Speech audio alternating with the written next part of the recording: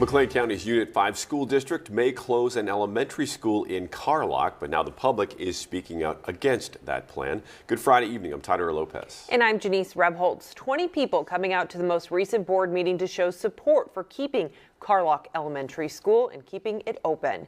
Many parents, students, and former students took to the stand to voice their concerns over the potential closure. Some referenced a break in trust, referring to a tax referendum that the district encouraged residents to support in 2023. And at that time, they say that pushed the threat off of closing the school. Those parents say they voted for the referendum to protect the school, but now they feel they can't trust the district if that school is closed. The mayor of Carlock, Rhonda Bear, also spoke, saying she was concerned if the school is closed.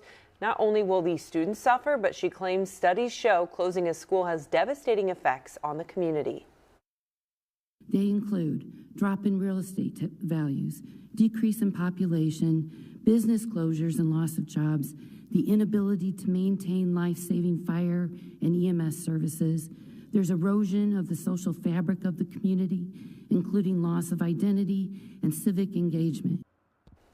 Bear recommended that overcrowded school systems send students to Carlock to help provide more space and keep Carlock open.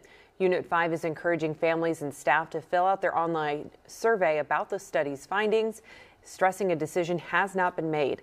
There's another public information session February 19th. Final recommendations from the agency will not be submitted until March.